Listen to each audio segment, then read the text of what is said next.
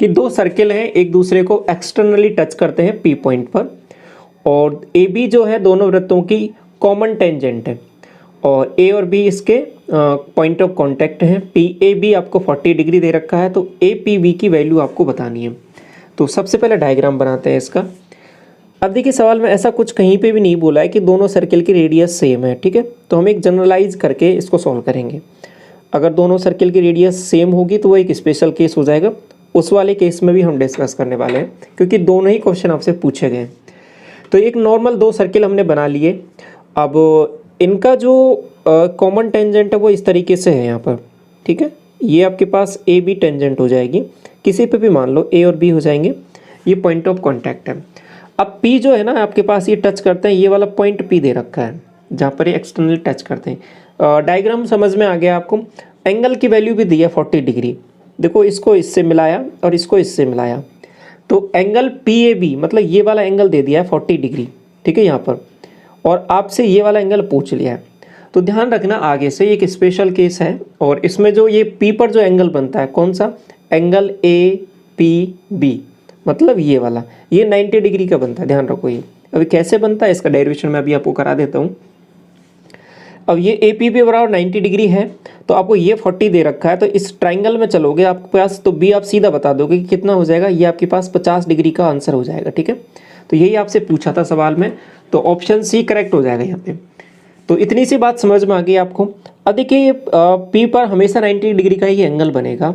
अब चाहे ये केस स्पेशल हो जाए, एक थोड़ा सा और स्पेशल केस हो जाए, कैसे कि अगर ये दोनों सर्किल हैं, ठीक है, अगर ये दोनों सर्किल आपके पास सेम रेडियस के हो जाए, सेम रेडियस के हो जाए ना, तो आपके पास यहाँ पर जो स्पेशल केस बनेगा वो क्या हो जाएगा, फिर आपसे पूछे एंगल ये वाला, तो फिर ये एंगल है आपके पास, ये तो 90 डिग्री रहेगा, और सेम रेडियस के हैं तो ये दोनों एंगल, ये दोनों साइड बराबर हैं, तो ये वाले दोनों एंगल बराबर बराबर हो जाएंगे, तो ये 45 डिग्री। ये सवाल भी आपसे पूछ सकता है, और ये ऐसा पूछा भी गया है आपसे सवाल एग्जाम में, ठीक है।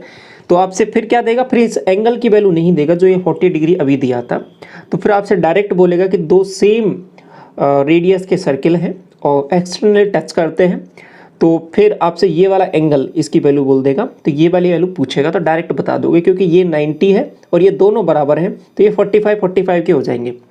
और एक नॉर्मल अगर केस है, नॉर्मल वाला है, दोनों सर्किल की रेडियस अलग अलग है, तो दोनों एंगल अलग अलग होंगे।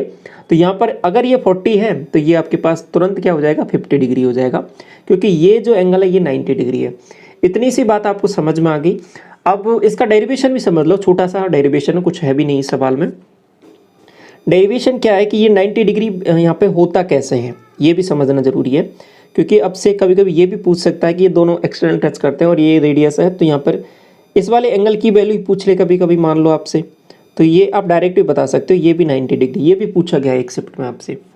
तो ये 90 डिग्री कैसे आता है, देखो मैंने क्या किया कि यहाँ पे एक कोई लाइन ड्रॉ की है, ठीक है, ये सिंपल। अब इसको आप कहीं पे भी ड्रॉ कर सकते हो, कुछ फर्क नहीं पड़ रहा है। ये जो पी पॉइंट है ना यहाँ पे, ये पी मान लो, ये आपके पास ए हो जाएगा, ये बी हो जाएगा, ये टी पॉइंट।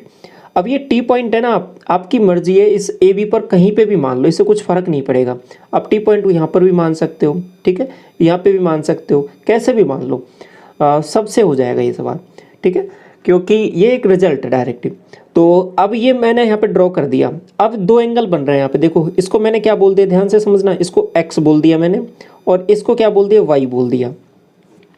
यहाँ तक ठीक है सब कुछ, ये एक्स बोल दिया, ये वाई बोल दिया। अब मुझे बताइए एक चीज़ आप यहाँ पे, कि ये इसकी क्या है, ये इसकी टेंजेंट है या नहीं है, आप कहोगे हाँ, तो ये भी क्या है, ये भी टेंजेंट है, ठीक है। तो ये यदि x है तो ये भी x हो जाएगा, ये यदि y है तो ये भी y हो जाएगा। इतनी बात आपको समझ में आ गई। अब इस पूरे बड़े वाले सर्किल में चल लो आप, कौन से में, ए पी बी में, ठीक है, सर्किल में नहीं, ट्राइंगल में। तो यहाँ पे आप जोड़ोगे सबको, आप कहोगे x प्लस वाई, तो इसकी वैल्यू पूरी 180 के इक्वल हो जाएगी। तो x प्लस वाई ये 2 टाइम्स आ रहा है, तो ये क्या हो जाएगा, 90 डिग्री। तो आपने ये यही निकालना था, आपके पास पी पॉइंट पे क्या बन रहा है, तो ये 90 डिग्री निकल के आ गया। ये ऐसे आया है ये रिजल्ट, ठीक है। आगे से आप डायरेक्ट ध्यान रखोगे कि ये जो पी पर एंगल बनता है वो 90 डिग्री का बनता है। क्लियर हो गई बात पूरी अच्छी तरीके से, डेरिवेशन भी आपने देख लिया और सवाल कैसे पूछा गया है वो भी आपसे हो गया, ठीक है। आगे बढ़ता हूँ इसके बाद में, तो इतना ही पूछेगा इस सवाल में। तो सभी केस हमने डिस्कस कर लिए। अगर सेम अगर हो जाएंगे इनकी रेडियस तो 45 डिग्री के एंगल बनेंगे। और यहाँ पर तो जो ये टच कर रहे हैं एक्सटर्नली, उस पर तो हमेशा ही 90 डिग्री का एंगल बनने वाला है। ठीक है यहाँ तक।